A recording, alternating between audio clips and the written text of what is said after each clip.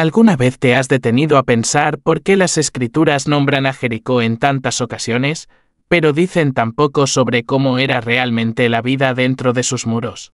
Es curioso. La ciudad aparece en la Biblia más de 70 veces, y sin embargo, lo hace de una forma enigmática, casi selectiva. Se nos ofrecen pequeños destellos sobre su geografía, su entorno, su función estratégica. Pero todo lo demás permanece en una especie de silencio sagrado, y ese silencio, lejos de ser vacío, guarda tanto poder como las palabras que si fueron escritas.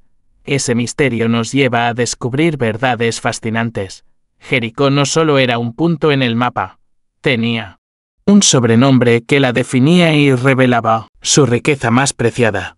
Se la conocía como la ciudad de las palmeras, un título que no era solo decorativo, sino profundamente revelador. Deuteronomio capítulo 34, versículo 3, nos relata cómo Dios permitió a Moisés contemplar la tierra prometida, y entre lo que él vio, estaba Jericó, vestida de palmeras.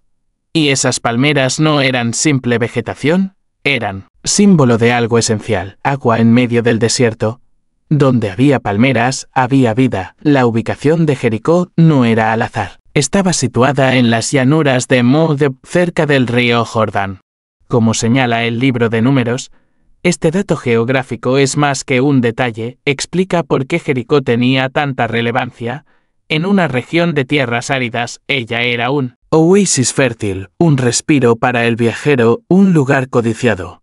No sorprende que se convirtiera en punto estratégico, un nodo de control comercial y militar. De hecho, en el libro de Josué capítulo 2, se nos muestra cómo se enviaron espías para observar la ciudad antes de cualquier intento de conquista. Nadie pasaba por la región sin considerar a Jericó. Muchas veces, el texto bíblico repite una expresión reveladora frente a Jericó. Es como si la ciudad se alzara imponente sobre el valle, vigilante, en una posición dominante, desde la otra orilla del Jordán. Era imposible no verla. Era referencia geográfica, símbolo espiritual y obstáculo físico. En Números capítulo 26, incluso el censo de los israelitas se realiza en ese lugar, junto a Jericó. Su presencia no era meramente circunstancial. Era central, y no era solo una ciudad de paso. Era una fortaleza. La Biblia la describe como cerrada rigurosamente, una ciudad con puertas impenetrables, lista para resistir un cerco, y lo que más llama la atención es que no se trataba de cualquier fortificación. Jericó era una urbe amurallada, y sus muros eran tan altos y robustos que el miedo se propagaba solo con mencionar su nombre. Rahab, al hablar con los espías, confiesa que el temor se había apoderado de todos.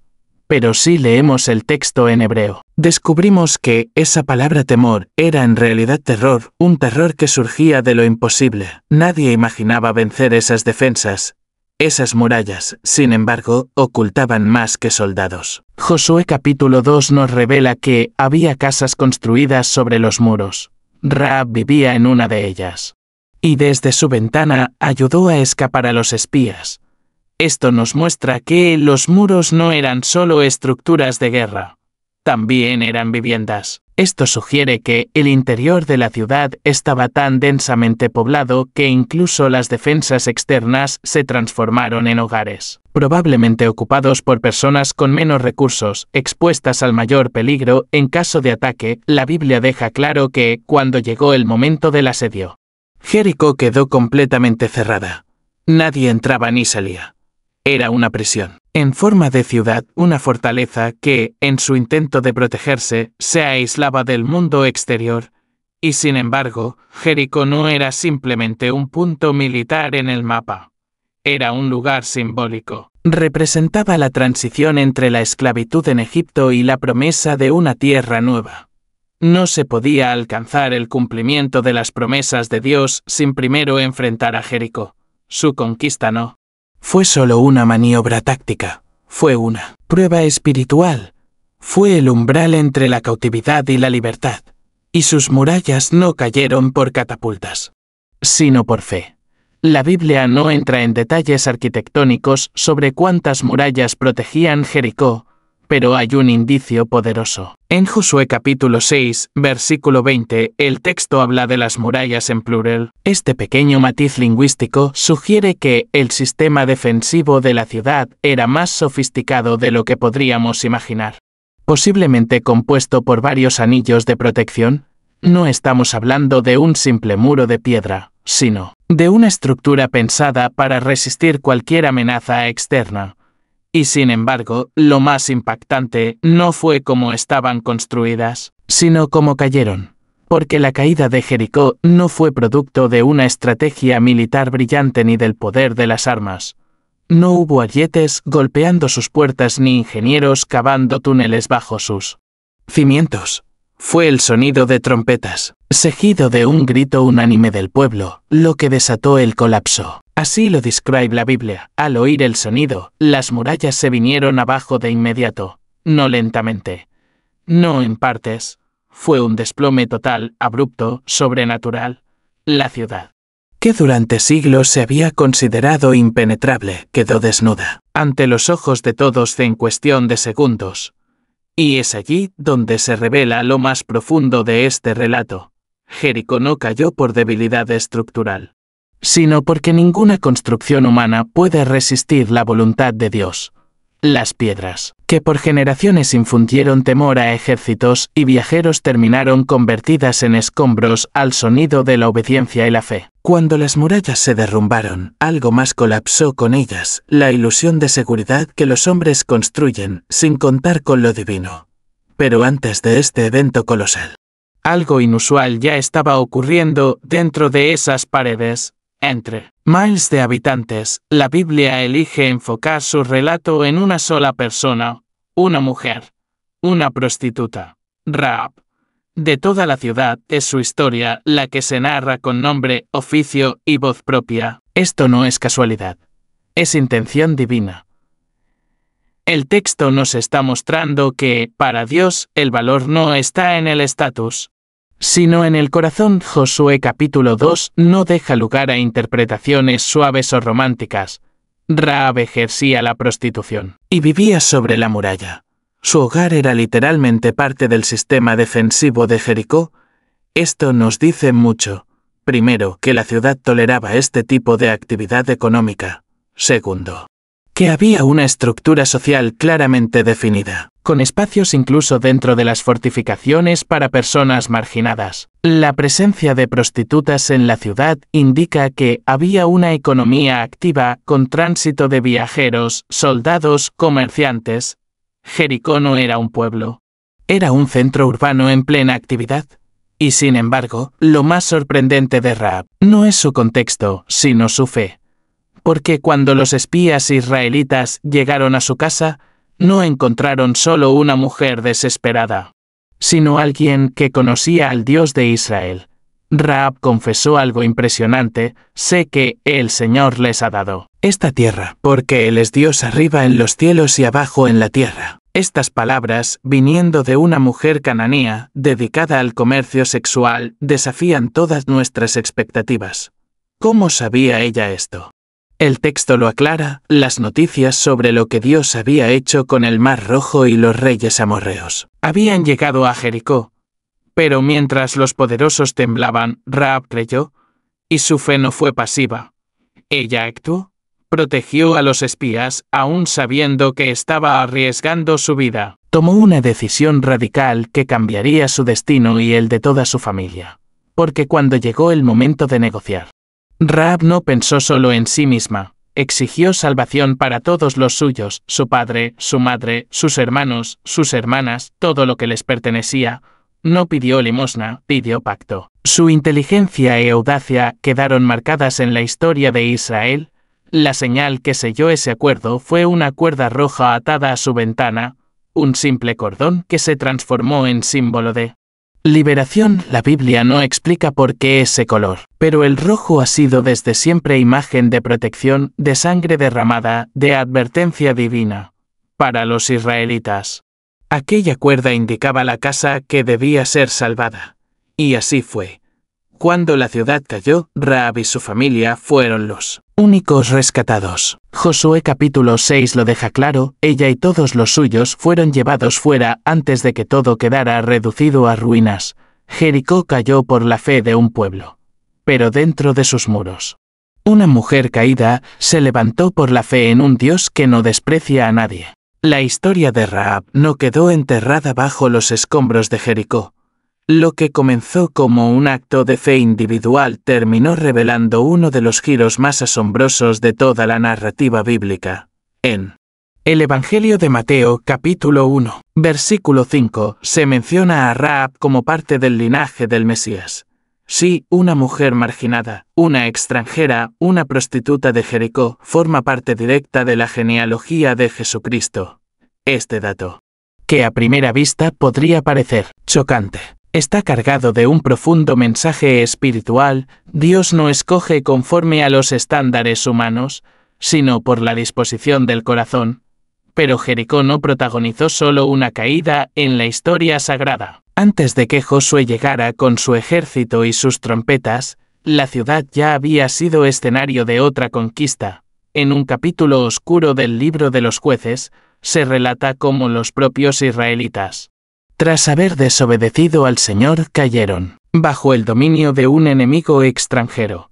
El rey Eglón de Moab, fortalecido por Dios como castigo al pecado de Israel, organizó una coalición militar junto con los amonitas y los amalecitas. Su objetivo era claro: tomar Jericó, la codiciada ciudad de las palmeras. ¿Por qué Jericó era tan deseada por reyes y ejércitos? La respuesta está en su ubicación estratégica. Controlar Jericó era dominar las rutas que conectaban el valle del Jordán con el resto del territorio. Era como poseer el cruce de caminos más importante de la región, un enclave que garantizaba poder militar, influencia comercial y ventaja geográfica. No era simplemente un lugar hermoso. Era una joya táctica. Por eso Eglón la convirtió en capital de su dominio sobre Israel. Durante 18 años, el pueblo de Dios vivió bajo el yugo moabita. Jericó, aquella ciudad donde alguna vez se celebraron promesas divinas, ahora era centro de opresión, donde se dictaban tributos y se tomaban decisiones al servicio de un reino extranjero. Pero Dios no se había olvidado de su pueblo. En medio de la oscuridad levantó a un libertador inesperado, un hombre zurdo de la tribu de Benjamín llamado Ehad. Ehad no era un guerrero común. Su habilidad con la mano izquierda le dio una ventaja táctica que pasó desapercibida para los guardias del palacio. Fingiendo traer tributo al rey Eglón, llegó a Jericó con una espada oculta en su muslo derecho. En un encuentro privado con el monarca, Ehad pronunció una frase inquietante: «Tengo un mensaje secreto para ti». Oh rey, lo que siguió fue una de las escenas más impactantes del Antiguo Testamento.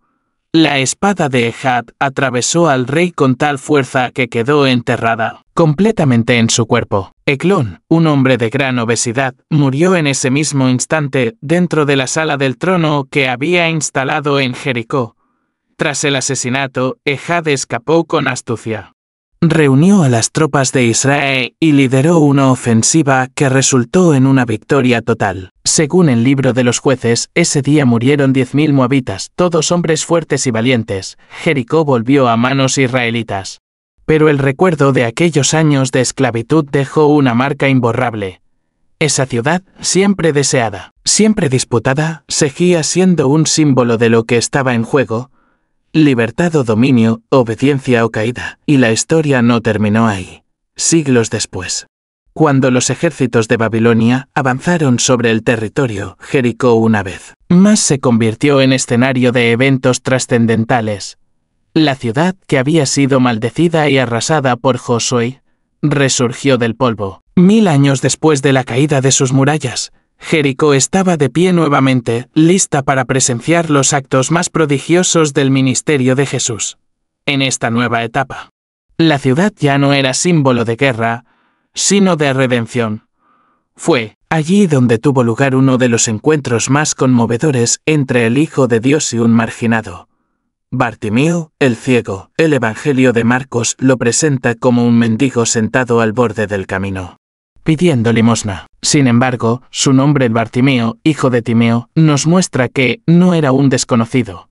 Tenía familia, identidad y vivía con la esperanza de ser visto. Jericó, una vez más, se convertía en el escenario donde la gracia de Dios tocaba a los olvidados. Bartimeo no era simplemente un hombre sin vista sentado al borde del camino. Vivía en un punto clave de la geografía bíblica, justo en el paso obligado entre Judea y las regiones del este. Era una ubicación perfecta para alguien que dependía de la compasión de los transeúntes. Jericó, como un cruce de caminos entre el comercio y la fe, rebosaba de caravanas, comerciantes, peregrinos y viajeros que transitaban constantemente. En medio de esta multitud ruidosa, ocurrió algo que rompería la rutina. Jesús pasó por allí y Bartimeo, al oírlo, no se quedó en silencio, empezó a gritar con todas sus fuerzas: «Jesús, Hijo de David, ten compasión de mí». Un grito que atravesó el bullicio y desafiaba las expectativas sociales mientras muchos intentaban silenciarlo. Él alzaba aún más la voz. Este detalle no es menor. Nos habla de una ciudad donde los más frágiles eran empujados al margen, obligados a mendigar para sobrevivir. Pero también nos muestra un lugar donde la presencia de Jesús desataba esperanza entre los olvidados. Jericó, que alguna vez fue símbolo de resistencia contra el poder divino en los días de Josué, ahora se convertía en testigo de la compasión del Hijo de Dios. Pero si Bartimeo nos conmueve, Zaqueo nos desconcierta. A diferencia del ciego mendigo, Zaqueo tenía poder y riqueza. Era el jefe de los cobradores de impuestos en Jericó, un puesto que solo existía porque la ciudad poseía una economía activa y dinámica. No era un simple recaudador, era la cabeza del sistema fiscal local, lo que implicaba influencia y también rechazo social. Su problema no era el dinero, era la estatura. Quería ver a Jesús. Pero la multitud se lo impedía. Entonces hizo algo impensado para alguien de su posición: corrió y trepó a un árbol. Su curiosidad venció su dignidad. Lo que pasó después dejó atónitos a todos. Jesús, en medio de una muchedumbre que lo seguía fervorosamente, levantó la vista y le habló directamente: «Zaqueo, baja de ahí. Hoy quiero quedarme en tu casa». Aquella frase rompió todas las expectativas.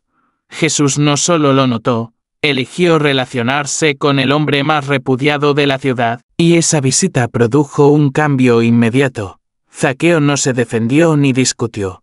Declaró que daría la mitad de sus bienes a los pobres y devolvería multiplicado todo lo que hubiera cobrado injustamente. Esto no solo demuestra un arrepentimiento sincero, también deja ver que Jericó, aún con su pobreza, era hogar de fortunas capaces de permitir semejante restitución. El eco de las palabras de Jesús resuena con fuerza: «Hoy ha llegado la salvación a esta casa». Palabras que marcaron el mismo lugar donde, siglos antes, las murallas habían caído al sonido de trompetas. Jericó había presenciado el juicio, ahora contemplaba la gracia. Sin embargo, la historia espiritual de Jericó no se entiende sin recordar la antigua maldición pronunciada por Josué tras la conquista. No fue simplemente una advertencia, fue una profecía específica: quien se atreviera a reconstruir la ciudad lo haría pagando un precio devastador en su propia familia. Y durante 500 años, nadie se atrevió a desafiar esa sentencia. Jericó permaneció como un recordatorio silencioso del poder de Dios y de la seriedad de sus palabras. Pero en tiempos del rey Acab, un hombre llamado Hiel de Betel decidió reedificar la ciudad. El libro de Reyes lo relata con escalofriante precisión. Perdió a su hijo mayor al colocar los cimientos y a su hijo menor al instalar las puertas. Cada detalle de la profecía se cumplió, demostrando que la palabra divina no se desvanece con el tiempo ni pierde su vigencia con el olvido. A pesar de este oscuro capítulo, la narrativa bíblica da un giro poderoso. La misma ciudad que fue maldecida se convirtió, siglos más tarde, en un escenario de encuentros transformadores con Jesús. Donde hubo ruina, nació restauración. Donde se había proclamado juicio, floreció la esperanza. Jericó nos enseña que Dios no solo derriba murallas físicas, también reconstruye almas. esta ciudad a lo largo de las Escrituras. Se transforma en un símbolo profundo. Sus muros representan la ilusión humana de seguridad sin Dios. Su caída, una lección de humildad. Rahab, una mujer marginada, representa la posibilidad de redención incluso para quienes el mundo desprecia. Bartimeo, la restauración de lo perdido. Zaqueo, la prueba de que ninguna vida está fuera del alcance del perdón. Y la historia de Yael, el recordatorio de que las promesas de Dios, tanto de juicio como de bendición, nunca fallan. Jericó ya no existe como poder político, sus fortalezas se deshicieron, sus gobernantes quedaron en el olvido. Pero su legado espiritual permanece, lo que sobrevive no son sus ruinas, sino sus relatos. Y esos relatos, más de 3000 años después, siguen hablándonos con una fuerza que trasciende generaciones. Si este mensaje tocó tu corazón y te hizo ver a Jericó con nuevos ojos, no te vayas sin dejar tu huella. Suscríbete al canal para seguir descubriendo el poder transformador de la palabra.